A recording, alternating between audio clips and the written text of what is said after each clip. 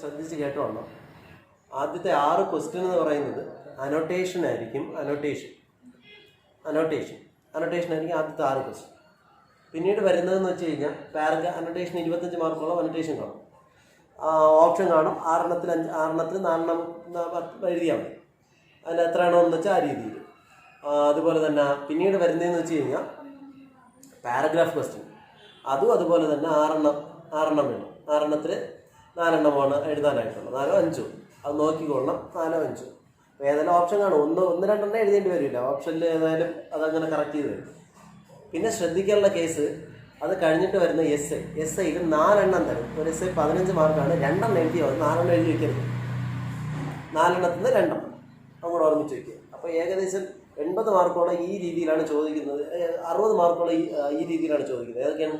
ഒന്ന് അനോട്ടേഷൻ 6 തരും. 4 അപ്പോൾ എത്ര മാർക്കായി? ഇപ്പോൾ 4 അല്ലേ? അപ്പോൾ 20 മാർക്കോളായി. പിന്നെ അതുപോലെ പാരഗ്രാഫ് ക്വസ്റ്റ്യൻ 4 20 40 അതുപോലെ തന്നെ പിന്നെ വരുന്നതെന്ന് വെച്ച് കഴിഞ്ഞാൽ പിന്നെ വരുന്ന 30 മാർക്ക് 40 മാർക്കായി. അപ്പോൾ 4 അനോട്ടേഷൻ 4 പാരഗ്രാഫ് ക്വസ്റ്റ്യൻ. അപ്പോൾ എത്രയായി? 6 അനോട്ടേഷൻ തരും. 6 അനോട്ടേഷനിൽ നിന്ന് 4 അനോട്ടേഷൻ നമ്മൾ എഴുതണം. പിന്നെ അതുപോലെ തന്നെ 6 പാരഗ്രാഫ് ക്വസ്റ്റ്യനിൽ നിന്ന് 4 പാരഗ്രാഫ് ക്വസ്റ്റ്യൻ എഴുതണം. ഓരോന്നിന് 5 മാർക്ക് ഇതായപ്പം 4 5 20 അപ്പോൾ മൊത്തം 40 മാർക്കായി. ഇനിയുള്ളത് ബാക്കി 40 മാർക്കായി. ഇനിയുള്ളത് 2 എസ് എ 15 മാർക്കിൻ്റെ. അതാണ് ഞാൻ നേരത്തെ പറഞ്ഞത്. 2 എസ് എ 15 മാർക്കിന് 2 എസ് എ ഇപ്പം 30. അപ്പം 40 30 70. ഇനി അവിടെ വളരെ വലിയൊരു കേസ് ഉള്ളതെന്ന് വെച്ച് കഴിഞ്ഞാൽ മനസ്സിലാക്കേണ്ടത് ഷോർട്ട് ക്വസ്റ്റ്യൻ ഒരിക്കലും പഠിക്കാതെ പോകരുത്. വായിച്ച് വെച്ചിട്ട് നമ്മൾ ഷോർട്ട് ക്വസ്റ്റ്യൻ എല്ലാത്തിനും തന്നിട്ടുണ്ട്. വായിച്ച് വെച്ചുകൊണ്ടേ പോകാവും. ഷോർട്ട് ക്വസ്റ്റ്യനും ചോദിക്കും. അതും എത്ര മാർക്കിനാണ്? 10 അത് 10 എണ്ണം ചോദിക്കും. 10 എണ്ണത്തിന് 10 എഴുതിയേ പറ്റും. അപ്പോൾ അത് 10 ഒരെണ്ണത്തിന് 2 മാർക്ക് ഇതും 10 എണ്ണം ചോദിക്കും. ഒരെണ്ണത്തിന് 2 മാർക്കും 10 എഴുതണം. അതിന് ഓപ്ഷൻ ഇല്ല. അതാണ് കുഴപ്പം. അതായത് നമ്മൾ മാക്സിമം ഒരാൾ 8 എണ്ണമൊക്കെ എഴുതണം. അപ്പോൾ 10 എണ്ണം അപ്പോൾ 20 മാർക്ക്. 20 ആയപ്പോൾ എത്രയായി? 70 20 90. ഇനി വരുന്ന ലാസ്റ്റ് 10 മാർക്ക്. 10 മാർക്കിൽ 5 മാർക്കിന് ചോദിക്കുന്നത് സിനോണിം എന്ന് പറഞ്ഞ പാർട്ടാണ്. അത് നമ്മൾ നിങ്ങളുടെ പുസ്തകത്തിൻ്റെ ഓരോ ചാപ്റ്ററിൻ്റെ അവസാനം ഞാൻ കുറേ സിനോണിം നിങ്ങൾക്ക് എഴുതി തന്നിട്ടുണ്ട്. സിനോണിം പഠിക്കാൻ വേണ്ടി. ആ സിനോണിം മാത്രം പഠിച്ചു വെച്ചാൽ മതി. അത് കുറേ സിനോണിമായിട്ട് തന്നിട്ടുണ്ട്. ആ സിനോണിം പഠിച്ചു വയ്ക്കണം. പിന്നെ വരുന്നത് 5 മാർക്ക്. അപ്പോൾ 5 മാർക്കിൻ്റെ സിനോണിം ചോദിക്കുക. 5 എണ്ണം ചോദിക്കുക. 5 മാർക്ക്. പിന്നെ വരുന്ന 5 മാർക്ക് ആർട്ടിക്കിളും പിന്നെ ഈ ചെറിയ പ്രിപ്പോസിഷനും ഒക്കെ ഒരു ചെറിയൊരു സെൻറ്റൻസ് 2 സെൻറ്റൻസ് തന്നിട്ട് അതിനകത്ത് ദായും ഏയും ആനും അതുപോലെ തന്നെ ടൂവും അറ്റും ഒക്കെ മാറ്റി കൊടുത്തിരിക്കും. ഓക്കെ, അത് മാറ്റി എഴുതുക. അത് ചേർത്ത് എഴുതാൻ വേണ്ടിയാണ്. അത് നിങ്ങൾക്ക് പഠിക്കാനായിട്ട് ഒരു മാർഗമുണ്ട്, പറഞ്ഞുതരാം. പുസ്തകത്തിൽ എല്ലാ ചാപ്റ്ററിൻ്റെയും അവസാനം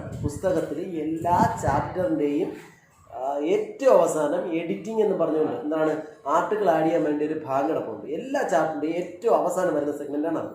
ഓക്കെ, അതൊന്ന് നോക്കുക. അത് നോക്കി വയ്ക്കുമ്പോൾ നമുക്ക് മനസ്സിലാവും.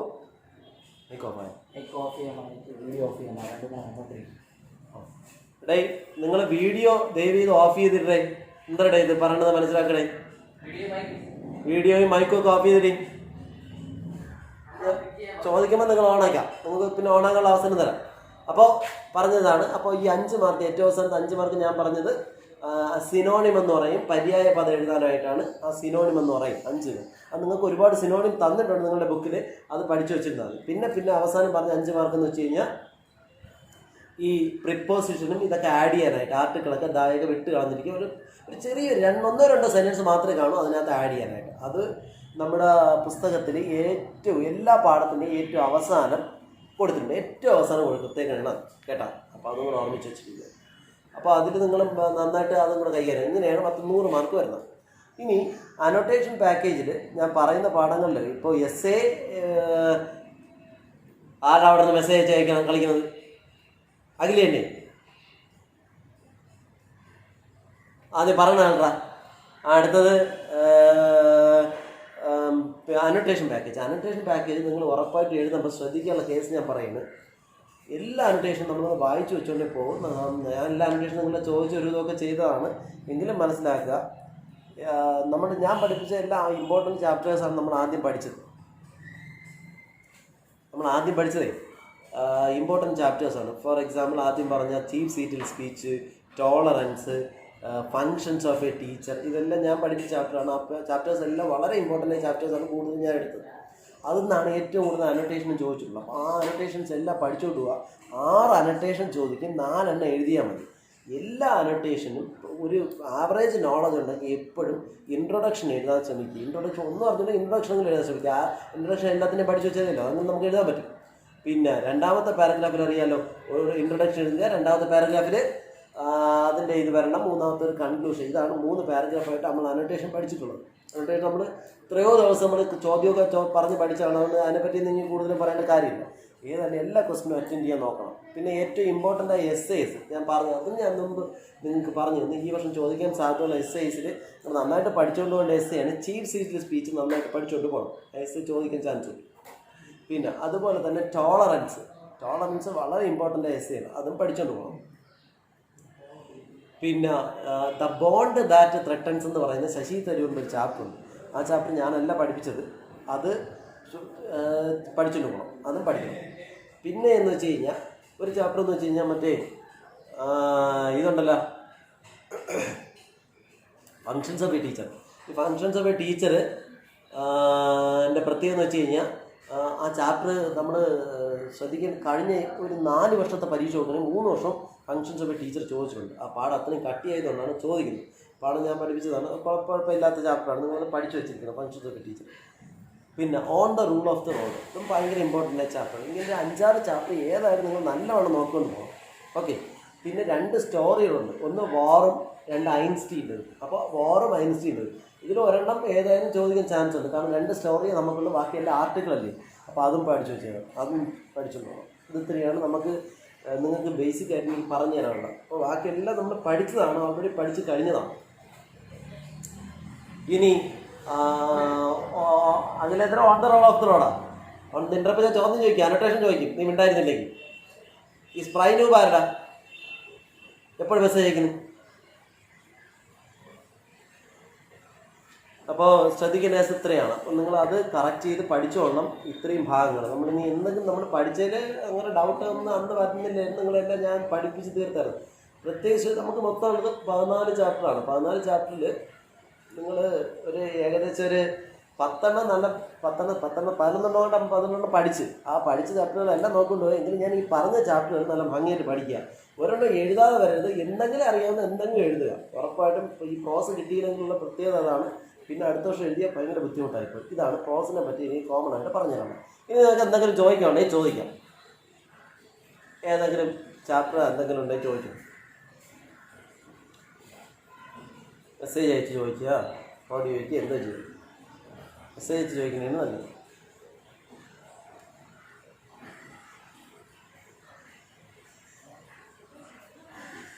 അരുണിമയൊന്നും ഈ ഗ്രൂപ്പിലില്ലേ? യദുവും അരുണിമയും ഒന്നും ഇല്ലേ? അമ്മരൊക്കെ അവിടെ പോയി.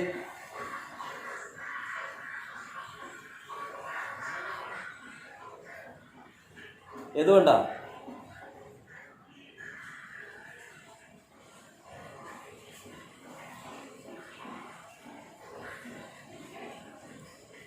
നമ്മളെ വിനായക് എന്നൊക്കെ എവിടെ പോയി? ഒന്നും ഒരു ഡൗട്ടും ഇല്ലേ സാർ? എസ് എ ക്വസ്റ്റ്യൻ ഏതിൽ നിന്നായിരിക്കും ചാൻസ്? എസ് എ ക്വസ്റ്റ്യൻ ഏതിൽ നിന്നായിരിക്കും? പിന്നെ വെളുക്കുമ്പോൾ രാമായണം കേട്ടിട്ട് സീതേര മാപ്പിളാരെന്ന് വെച്ചാൽ ഞാൻ ഇതല്ലേ ഇത്രയും നേരമായിട്ട് പറയണത്. കുറേ നേരമായിട്ട് പറയല്ലേ എന്തായിരുന്നു പറഞ്ഞുകൊണ്ടിരുന്നത്. എസ് എ ടൈപ്പിൽ ഏറ്റവും ഇമ്പോർട്ടൻ്റ് ആയത് എസ് എ ആണ് ഞാൻ പറഞ്ഞത്. ഒന്ന് കഴിഞ്ഞ 2 വർഷം കൊണ്ട് 3 വർഷം കൊണ്ട് ചീഫ് സീറ്റിൽ സ്പീച്ച് എന്ന് പറഞ്ഞാൽ നമ്മൾ ഫസ്റ്റ് പഠിച്ചതുകൊണ്ടല്ലോ ആ ചാപ്റ്റർ ചോദിക്കുന്നില്ല. അപ്പോൾ അത് ചോദിക്കാൻ നല്ല ചാൻസ് ഉള്ളതാണ്. അതുപോലെ തന്നെ ഇമ്പോർട്ടൻ്റ് ആണ് ടോളറൻസ്. പിന്നെ ഈ വാറോ ഏത് ഐൻസ്റ്റീനോ, ഇത് 2 സ്റ്റോറികളാണ്. അതിൽ നിന്ന് ഏതെങ്കിലും ഒന്ന് ചോദിക്കാം. പിന്നെ on the rule of the road സ്ഥിരം ക്വസ്റ്റ്യനാണ്. On the rule of the റോഡും ചോദിക്കാൻ പറ്റും. പിന്നെ ബോണ്ട് ദാറ്റ് ത്രെട്ടൻസ് എന്ന ചാപ്റ്റർ ഉണ്ട്, ബോണ്ട് ദാറ്റ് ത്രെട്ടൻസ്, ആ ചാപ്റ്ററും പഠിച്ചു വയ്ക്കാം. പിന്നെ ഉള്ളത് നിങ്ങൾ പഠിപ്പിച്ചാൽ എനിക്കറിഞ്ഞത് അത് 20th സെഞ്ച്വറി ആൽഫ്രഡ് ടോബ്ലിൻ്റെ ഒരു ചാപ്റ്റർ ഉണ്ട്. അത് പഠിപ്പിച്ചെന്ന് എനിക്ക് അറിഞ്ഞത്, ഞാൻ പഠിപ്പിച്ചില്ല അത്, അതുകൊണ്ട് എനിക്ക് അറിയാൻ വയ്യ. 2 ചാപ്റ്റർ വിടാം, കുഴപ്പമില്ല, ബാക്കി നോക്കിയാൽ മതി.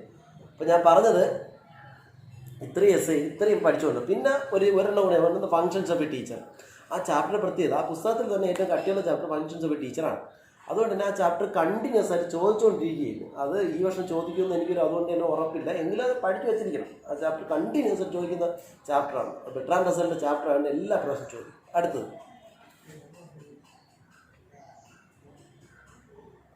അഖിലേ, നീ പെൺപിള്ളേർ പേരുകൾ ചോദിക്കാനല്ല ഞാൻ പറഞ്ഞു. ഈ മെസ്സേജ് കണ്ടിട്ട് രജന ആരാണ്, രമണി ആരാണ്? നീ ആദ്യം ഇത് സംശയം ഉണ്ടെങ്കിൽ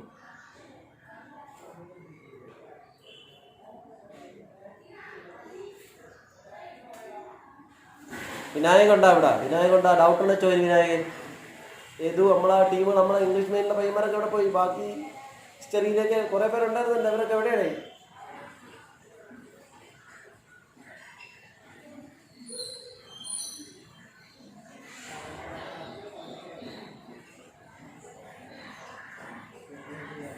ഈ പ്രവീണ നിൽക്കുന്ന ഡൗട്ടൊന്നുമില്ലേ? No doubt. ആലേഖാരുടെ ആലേഖന് ഡൗട്ടില്ലെന്ന് വെച്ചാൽ ഒന്നും പഠിച്ചില്ലെന്നുള്ള അർത്ഥം. നേരത്തെ ഒരു കൊച്ചു ചോദിച്ചാണ്ട എസ് ഏതൊക്കെ വരാൻ ചാൻസ് ഉണ്ട്, അതുകൊണ്ടാണ് ഞാനിപ്പോൾ പറഞ്ഞത്. അതൊക്കെ ചോദിക്കുക ഏതെങ്കിലുമൊക്കെ. എക്സാം ഡേറ്റ് കൺഫേം ആയാന്ന് അറിയാൻ പറ്റില്ല, കാരണം അത് യൂണിവേഴ്സിറ്റി ഒന്നും അറിയാൻ പറ്റില്ല. അത് ഒരു നിങ്ങൾക്ക് 31 തീയതി ലോക്ക്ഡൗൺ കഴിഞ്ഞിട്ട് എന്തെങ്കിലും പറയാൻ പറ്റും. അത് നിങ്ങൾ പഠിച്ച് ശ്രമിക്കുക. ഒറ്റയടിക്ക് അവർ പറയാൻ പറ്റുന്ന എക്സാമാണെന്ന്, അതുകൊണ്ട് നിങ്ങൾ പഠിച്ചു വെച്ചിരിക്കുക, അത്രയേ ഉള്ളൂ. അതുപോലെ സെക്കൻഡ് ഇയറിൽ കുറച്ചുകൂടെ പുസ്തകങ്ങളൊക്കെ മേടിച്ച് ചാപ്റ്റേഴ്സ് ഒരുവിധം അറിയാം. ചാപ്റ്റേഴ്സ് ഒരുവിധം അറിയാമെന്നുള്ളവരാണെങ്കിൽ കുഴപ്പമില്ല. പിന്നെ പ്രത്യേകം എന്ന് വെച്ച് കഴിഞ്ഞാൽ നമ്മളന്ന് ചോദ്യം ചോദിച്ച് പഠിച്ച ഒരുപാട്, ഒരു 5 ചാപ്റ്ററോളം ഞാൻ ആ 7 ചാപ്റ്റർ എടുത്ത് അന്ന് 5 ചാപ്റ്ററോളം ഞാൻ ക്വസ്റ്റ്യൻ ചോദിച്ചുകൊണ്ടിരുന്നു. ആ ക്വസ്റ്റ്യൻ എല്ലാം സ്ഥിരം ക്വസ്റ്റ്യൻസാണ്. അതെല്ലാം നിങ്ങൾ ഒന്നുകൂടെ അത് നിങ്ങൾ പഠിച്ച് വെച്ചിരിക്കുന്നതുകൊണ്ട്, നമ്മൾ അഖിൽ പോലും ഒരു ഇതൊക്കെ പഠിച്ചു വെച്ചിരിക്കുന്നതാണ് അന്ന് ചോദ്യം ചോദിച്ചുകൊണ്ട്. അപ്പോൾ ആ ചോദ്യം നിങ്ങൾ സ്ഥിരം ചോദിക്കുന്നതാണ്. ടോളറൻസിനെയും ഫങ്ഷൻസ് ഓഫ് ഇന്റലിജൻസിലേക്കാണ്.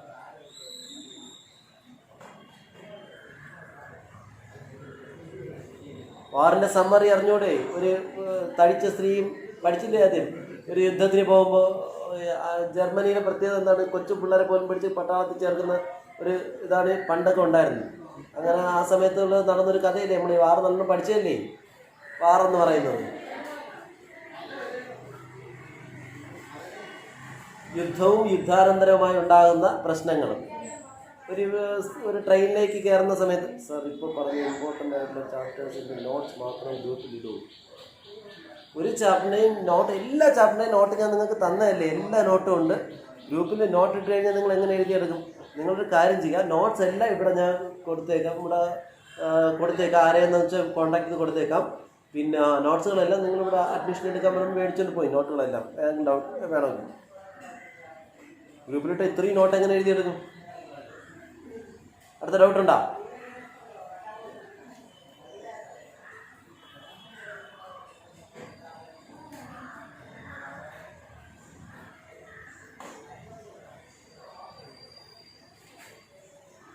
നീ ഇനി ഫോട്ടോസ്റ്റാറ്റ് ഈ അഖില് നമ്മളെല്ലാം ഇവനല്ലേ, അവൻ്റെ പേരെന്താ, ബനാന ട്രീ അല്ലേ? അപ്പോൾ നിനക്കിനി ഫോട്ടോസ്റ്റാറ്റും കൂടെ തരാത്തതിൻ്റെ ഇതേ ഉള്ളൂ. നീ ആ പഠിച്ചത് നിന്നെ ഞാൻ പറഞ്ഞില്ലേ അന്ന് പഠിച്ചത് പോർഷൻസ് നിങ്ങൾ നല്ലോണം, ഞാൻ കുറേ പോർഷൻസ് ആദ്യം ക്വസ്റ്റ്യൻ ചേഞ്ച് പഠിപ്പിച്ചില്ലേ, അതെല്ലാം നന്നായിട്ട് വർക്ക് ചെയ്യും. നിങ്ങൾ ഇത്തിരി പഠിക്കുകയത് അത് ഒന്നുമില്ലെങ്കിൽ നിങ്ങൾ ഒരു തവണ നല്ലോണം പഠിച്ചതല്ലേ. അത്രയും ചാപ്റ്ററുകൾ പഠിച്ചാൽ തന്നെ നിങ്ങൾ നല്ലോണം ജയിക്കും, ഉറപ്പായിട്ട് ജയിക്കും. ഞാനെന്ന് പറഞ്ഞു ഉറപ്പായിട്ടും ജയിക്കും. കാരണം അതിനകത്ത് എസ് എ ആയിട്ടാണ് നമ്മൾ പഠിച്ചത്. ഒരു അനോട്ടേഷൻസ് എല്ലാം കൂട്ടിച്ചേർത്ത് എസ് എ ആയിട്ടാണ് നമ്മൾ പഠിച്ചത്. ഗ്രാമറിൻ്റെ ക്വസ്റ്റ്യനും ഗ്രാമറിൻ്റെ വേറെ ക്ലാസ് നമ്മൾ ഇടും. ഇത് കഴിഞ്ഞിട്ട് ഗ്രാമറിൻ്റെ ക്ലാസ് ഇടും. ഗ്രാമറിൻ്റെ ക്ലാസ് ബോർഡിലുണ്ട് ഇട്ട് ചെയ്ത് തരും. നിങ്ങൾ പറയുന്ന പോർഷൻസ് ബോർഡിലിട്ട് ചെയ്ത് തരും ഗ്രാമറിൻ്റെ ക്ലാസ്. ഇപ്പോൾ പ്രോസിൻ്റെ ചോദിച്ചു, ഈ ബീസ്റ്റ് കണ്ടത് നമ്മൾ വിനായകാണ്.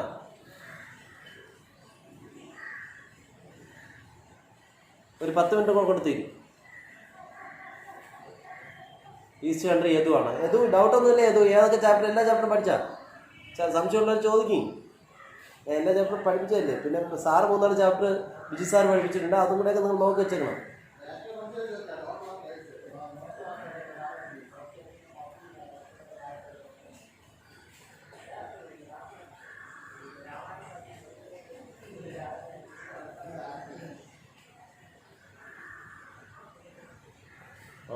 എന്തൊക്കെയാണ് ചോദിക്കണം നീ ഓർമ്മിക്കണ്ട. നീ ഇനി ഒരു കുറേ നാൾ കഴിഞ്ഞില്ലേ ഓർമ്മിച്ചത്, അടുത്ത വർഷം ആകുമ്പോൾ നീ ഓർമ്മിച്ചാൽ മതി.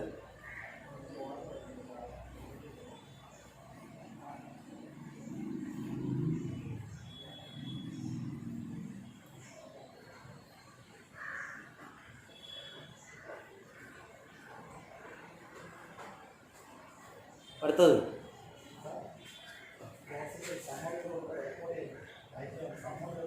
ഏത് സമ്മറി? 16 ചാപ്റ്റർ ഉണ്ട്. അതിൻ്റെ ഓരോ അവർ ചോദിക്കണേ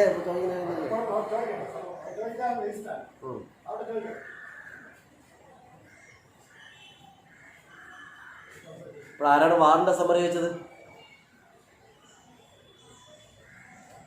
വാറിൻ്റെ സമ്മറി ഞാൻ ഒന്ന് പറയാം. വാറിൻ്റെ സമ്മറി കേട്ടോണം.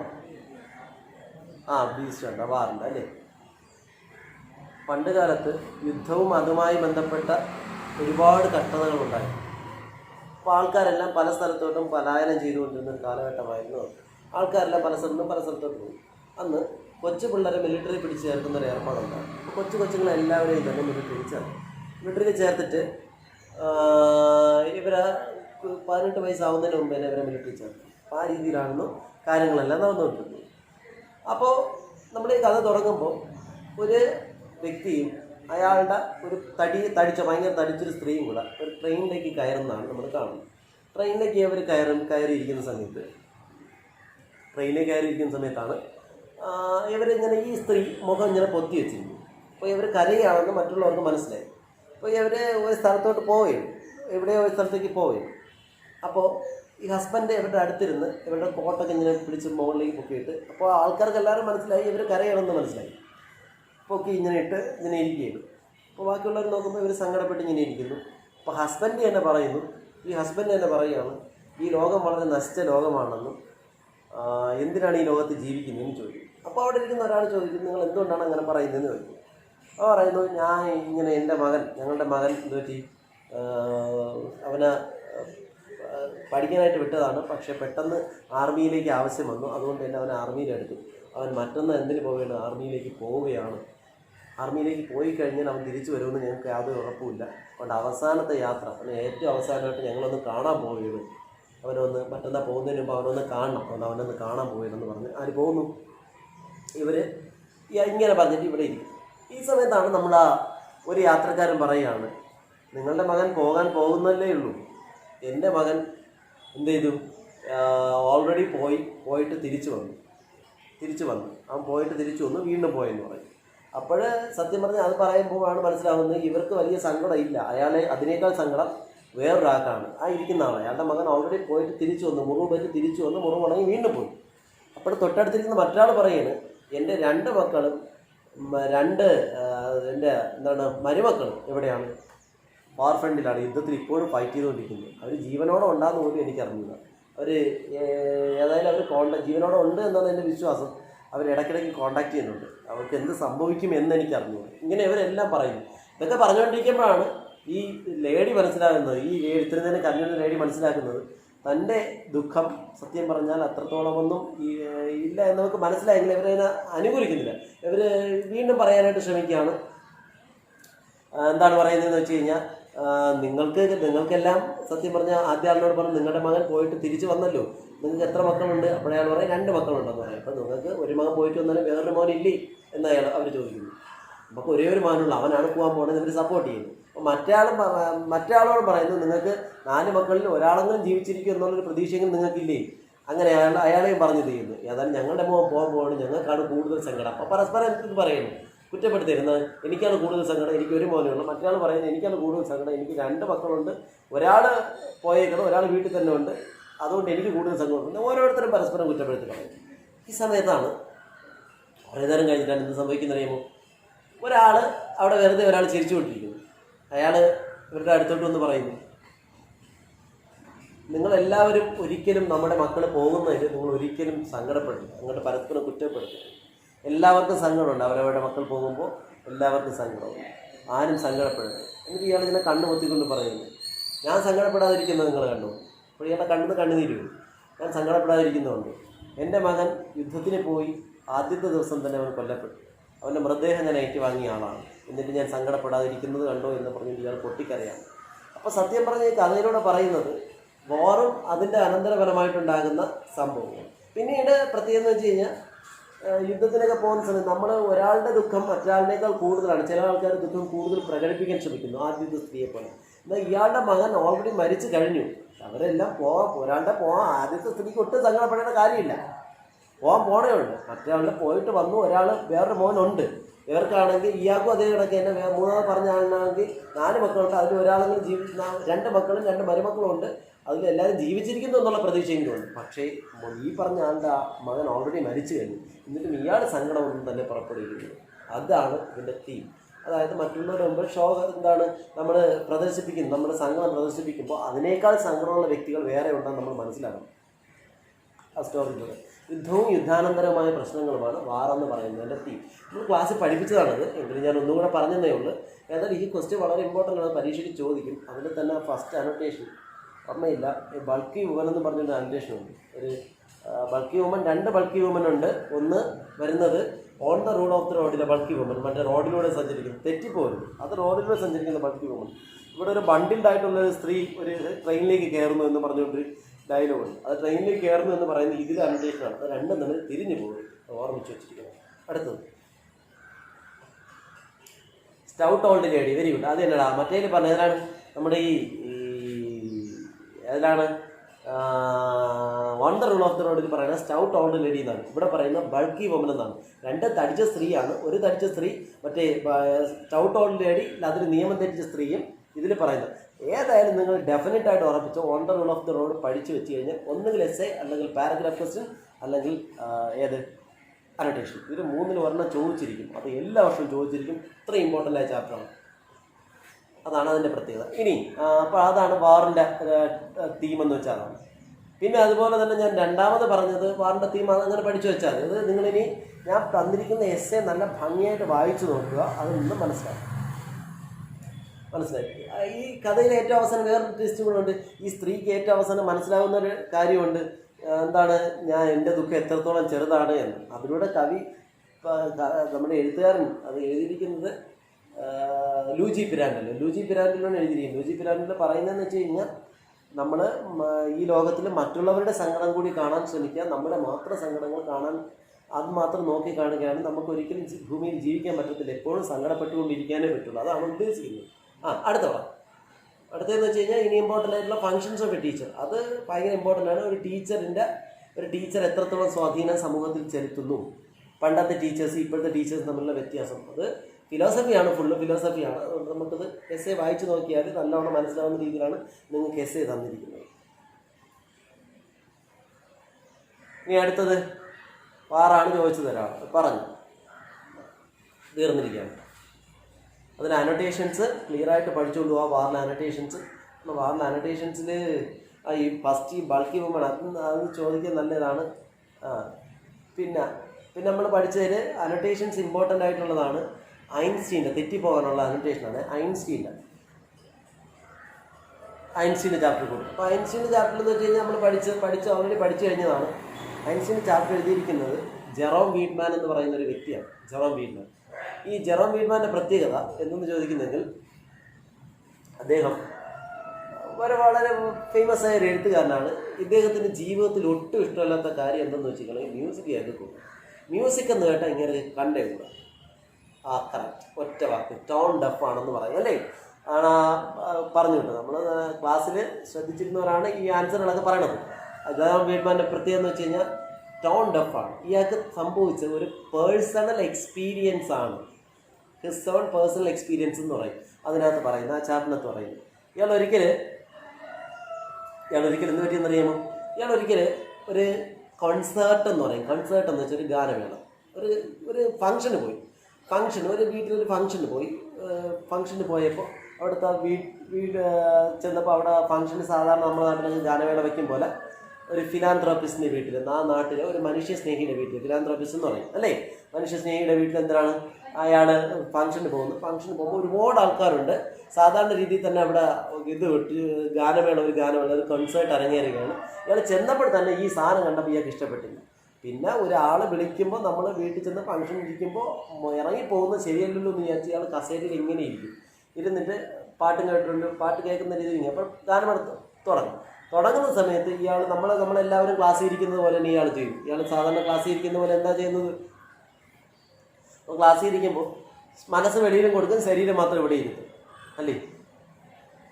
അത് തന്നെ. അപ്പോൾ അതുപോലെ തന്നെ ഇയാളും എന്താണ്, മനസ്സ് ഇവിടെ ഇരുത്തും, ശരീരം മാത്രം ഇവിടെ ഇരുത്തിയിട്ട് മനസ്സും തിരുമ്പും വെളിയിൽ കൊടുത്ത് ഇങ്ങനെ ഇരിക്കും. വെളിയിൽ കൊടുത്ത് ഇങ്ങനെ ഇരിക്കുന്നത് ഇയാൾ വേറെ എന്തൊക്കെ കാര്യങ്ങൾ ഞാൻ ആലോചിച്ചുകൊണ്ടിരിക്കും.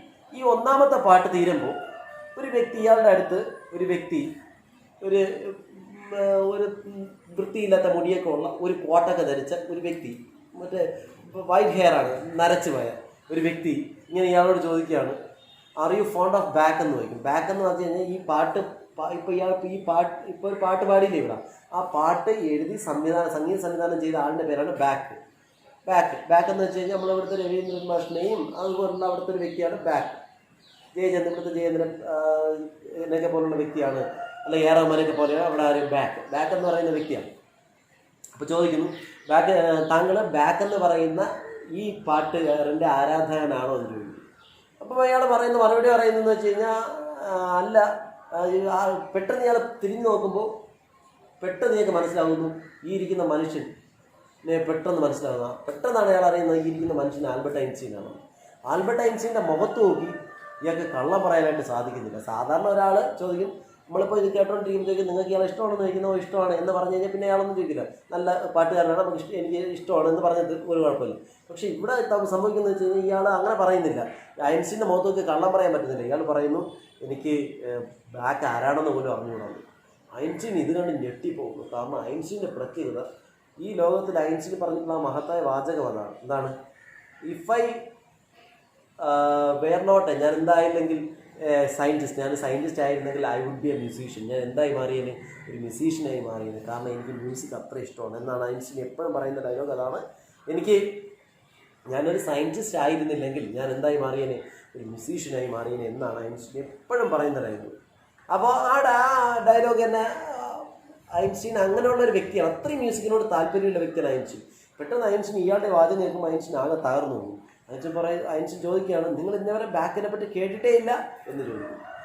ഇത് കേട്ടോണ്ടേ ഇല്ല ഞാൻ കേട്ടിട്ടില്ല എന്ന് പറയുന്നു. അവിടെ ഒരു അനോട്ടേഷൻ ഉണ്ട്. അനോട്ടേഷൻ വളരെ ഇമ്പോർട്ടൻ്റ് ആണ്. ഒരു അൺടൈഡി വൈറ്റ് ഹെയർ എന്ന് പറയുന്ന ഒരു അനോട്ടേഷൻ അവിടെ ഉണ്ട്. അവിടെ അനോട്ടേഷൻ നിങ്ങൾ പഠിക്കുമ്പോൾ നോക്കിയാൽ മതി, ആ അനോട്ടേഷൻ കിടക്കും. എന്നിട്ട് ഇയാൾ നേരെ ആരെയും കൊണ്ട് നമ്മുടെ ഈ ഐൻസ്റ്റീൻ പെട്ടെന്ന് തന്നെ നമ്മുടെ ഈ ജെറോം വീറ്റ്മാൻ്റെ കയ്യിൽ പിടിച്ചുകൊണ്ട് നേരെ ആ വീടിൻ്റെ രണ്ടാമത്തെ നിലയിൽ പോകും. ഒരു സ്പെഷ്യൽ റൂമിൽ കൊണ്ട് കയറ്റുന്നു. ആ റൂമിനകത്ത് നിറച്ച് ഇതാണ് മ്യൂസിക്കിൻ്റെ ഒരു റൂമാണ്.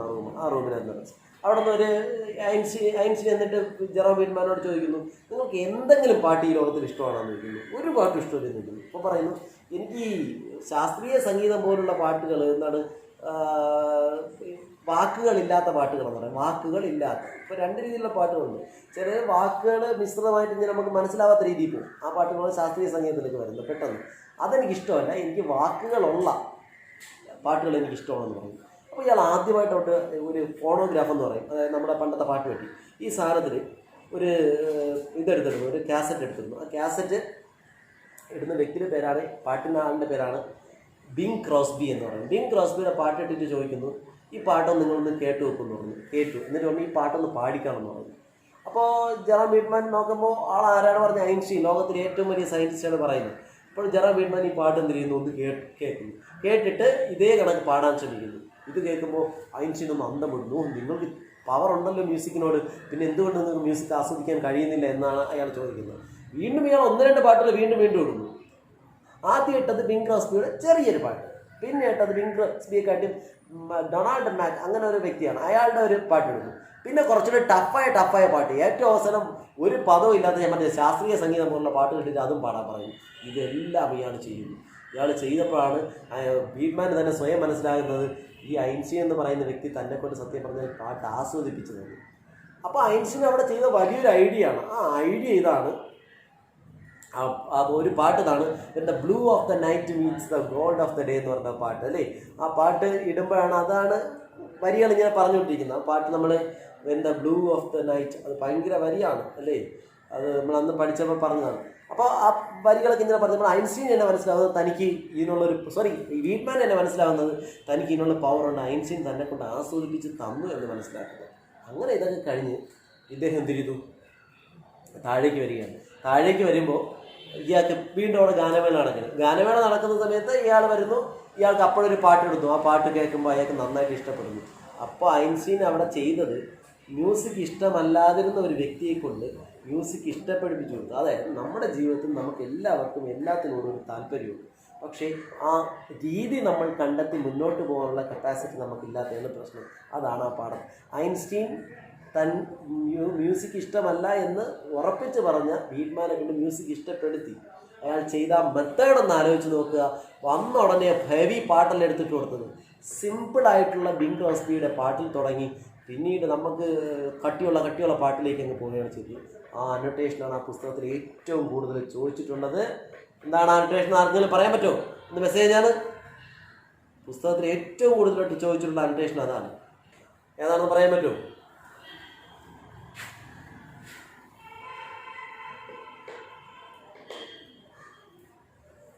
ഒരു വരിയെങ്കിലും അയച്ചാൽ മതി.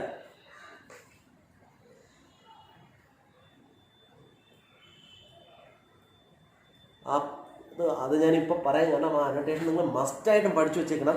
ആ അനോട്ടേഷൻ അത് ഇതായിട്ടും ചോദിച്ചിട്ടുണ്ട്. എന്തിനായിട്ട് പാരഗ്രാഫ് ക്വസ്റ്റ്യനായിട്ടും ചോദിച്ചിട്ടുണ്ട്, അനോട്ടേഷനായിട്ടും ചോദിച്ചിട്ടുള്ള ക്വസ്റ്റ്യനാണ്. എന്താണ് ആദ്യം ഐൻസ്റ്റീൻ പറഞ്ഞു കൊടുക്കുന്ന രീതി ചെറിയ പാട്ടുകളിൽ നിന്നും ആ വലുതിലേക്ക് എത്തിയപ്പോൾ വീറ്റ്മാൻ അവസാനം ചോദിക്കുന്നു, നിങ്ങൾ എങ്ങനെയാണ് എന്നെ കൊണ്ട് ഇങ്ങനെ പഠിപ്പിച്ചത്, എങ്ങനെ മനസ്സിലാക്കി തന്നു എന്ന് പറയുമ്പോൾ ഐൻസ്റ്റീൻ പറയുന്ന ഡയലോഗ് എന്താണത്? ആരൊക്കെ അറിഞ്ഞൂടെ? ഒരു നോ എന്നെങ്കിലും അയ്യടെ. അടിപൊളി. എന്നാ പിന്നെ എല്ലാം നോ പറയരുത്. ചാർലി സ്റ്റീൽ ഏതാണെന്ന് പറയണേ.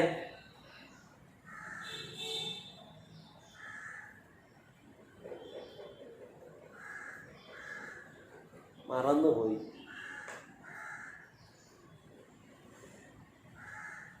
അനോട്ടേഷൻ ഇതാണ്, ഞാൻ പറയാം.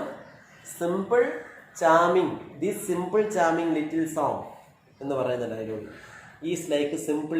എന്താണ് സിമ്പിൾ അരത്തമാറ്റിക്? ഞാനിപ്പോൾ പഠിപ്പിച്ചത് സത്യം പറഞ്ഞാൽ നമ്മളൊരു സിമ്പിൾ സോങ് ആണ് ഞാൻ ആദ്യം പറഞ്ഞു തന്നത്. അത് സിമ്പിൾ അരത്തമാറ്റിക്കിലെ പോലെയാണ്. സിമ്പിൾ അരത്തമാറ്റിക്കിലെ പ്രത്യേകത എന്ന് വെച്ച് കഴിഞ്ഞാൽ അഡീഷണൽ സബ്സ്ട്രാക്ഷൻ അല്ലേ? അത് തന്നെ അഡീഷണൽ സബ്സ്ട്രാക്ഷൻ. സിമ്പിൾ നമ്മൾ മാത്തമാറ്റിക്സ് നമ്മൾ പഠിക്കുമ്പോൾ ആദ്യം അഡിഷനും സബ്സ്ട്രാക്ഷനും പോലുള്ള ചെറിയ ചെറിയ സാധനങ്ങൾ പഠിച്ചിട്ട് മാത്രമേ മൾട്ടിപ്ലിക്കേഷൻ പോലുള്ള ഹെവിയിലോട്ട് പോകാവൂ. അതുപോലെ മാത്സിൽ നമ്മൾ ആദ്യമേ വന്ന ഉടനെ ഒരാൾക്ക് കൂട്ടാനും കുറയ്ക്കാനും പഠിപ്പിക്കുന്നതിന് മുമ്പ് തന്നെ നേരെ ഹരിക്കാനും ഗുണിക്കാനും അതുപോലെ തന്നെ സൈനും കോസൊക്കെ പഠിപ്പിച്ചാൽ അതിന് പ്രാന്ത് വരെയുള്ള. അപ്പോൾ ആദ്യം സിമ്പിളായിട്ട് പഠിപ്പിച്ച് തുടങ്ങിയ ശേഷമേ മുകളിലോട്ട് പോകാവൂ. അതിന് അദ്ദേഹം കമ്പയർ ചെയ്തത് മ്യൂസിക് താൻ പഠിപ്പിച്ചു കൊടുത്ത മ്യൂസിക്കിന് സിമ്പിൾ മാത്തമാറ്റിക്സ് നമ്മൾ സാധാരണ ഒരാൾ ചെയ്യുമ്പോൾ സിമ്പിൾ മാത്തമാറ്റിക്സിൽ ചെറിയ ചെറിയ ആശയങ്ങളിൽ നിന്ന് മാത്രമേ വലുതിലേക്ക് പോകാവൂ എന്ന രീതിയിലാണ് നിനക്ക് ഞാൻ ചെറിയ മ്യൂസിക് പറഞ്ഞു തന്നിട്ട് അതിൽ നിന്നും ഹെവി മ്യൂസിക്കിലോട്ട് പോയത് എന്ന് പറയുന്നു. കുഞ്ഞുണ്ണി മാഷിൻ്റെ കവിതയാണ് നമുക്ക് കുട്ടിക്കാലത്ത് ഇഷ്ടമല്ലേ? അതിൽ നല്ല വരികളൊക്കെ ഉണ്ടായിരുന്നു. ആ വരികളെല്ലാം നമ്മൾ പഠിച്ചു. ആ വരികളെല്ലാം പെട്ടെന്ന് മനസ്സിലാവുകയും ചെയ്യും. അവിടെ നിന്ന് നമ്മൾ പറഞ്ഞ് ശീലിച്ച് ഇപ്പം നമുക്ക് ഏറ്റവും ഹെവിയസ്റ്റ് ആയിട്ടുള്ള സോങ്സ് പോലും നമുക്ക് മനസ്സിലാവുന്നുണ്ട്. അതിന് അർത്ഥങ്ങൾ മനസ്സിലാവുന്നതിൻ്റെ കാര്യം നമ്മൾ ആദ്യം അവിടെ നിന്ന് ആ രീതി വന്നുകൊണ്ടാണ്. ആ രീതി ഇത്രയും നാളും ആർക്ക് അറിഞ്ഞൂടായിരുന്നു? അത് കേട്ടാ simple little song like simple addition and subtraction എന്ന് പറയുന്നത് ഭയങ്കര ഇമ്പോർട്ടൻ്റ് അനോട്ടേഷനാണ്. നിങ്ങൾ കഴിഞ്ഞ വർഷത്തെ കുറേ ക്വസ്റ്റ്യൻ എടുത്ത് നോക്കുക, എല്ലാത്തിനും അനോട്ടേഷൻ ചോദിച്ചിട്ടുണ്ട്. കാരണം ആ ഐഡിയ ചെറിയ ആശയത്തിൽ നിന്ന് മാത്രമേ വലുതിലേക്ക് പോകാവൂ എന്നുള്ള ഐഡിയ അല്ലേ? അതാണ് ആ ഐഡിയ ഉറപ്പായിട്ട് ചോദിച്ചത്. ഇതാണ് ഏത് ആൽബർട്ട് ഐൻസ്റ്റീൻ.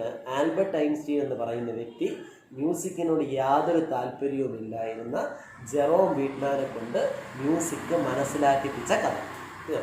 ഇത്രയും. ആരാണ് സംശയം ചോദിച്ചത്? ഡൗട്ട് മാറിയോ?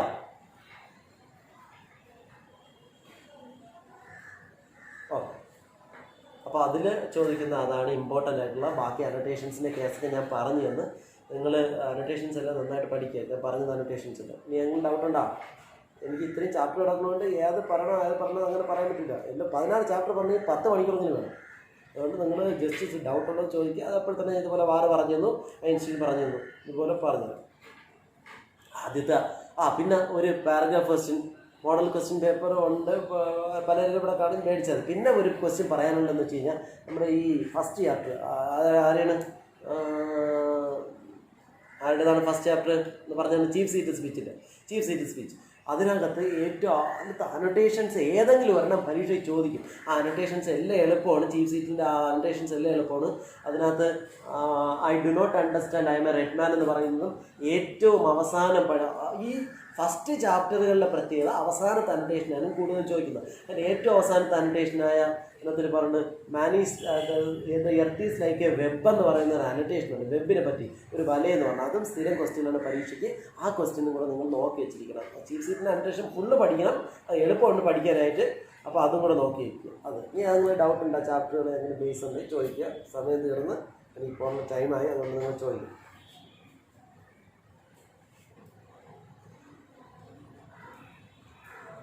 ഗ്രാമറിൻ്റെ ക്ലാസ് വേറൊരു ദിവസം ഇതുപോലെ നമുക്ക് എടുത്തു തീർക്കാം. ഗ്രാമറിൻ്റെ ക്ലാസ് ഡൗട്ട് ഒരുപാടുണ്ട്. അത് നമുക്ക് അങ്ങനെ ഡൗട്ടുള്ളതല്ല ഇത് പറയാൻ പറ്റില്ല. നമ്മൾ ഇത് 15 ചാപ്റ്ററിൽ നമുക്ക് അങ്ങനെ ചെയ്യാൻ പറ്റില്ല. ഏതാ ചെയ്യുന്നത്? അപ്പോൾ ഇത്രയാണ് നമ്മൾ ഇന്ന് എടുത്തത്. അതിൽ നിങ്ങൾ എന്തെങ്കിലും ഡൗട്ട് ഉണ്ടെങ്കിൽ അടുത്ത ദിവസം ചോദിച്ചാൽ മതി. ഓക്കെ, ശരി.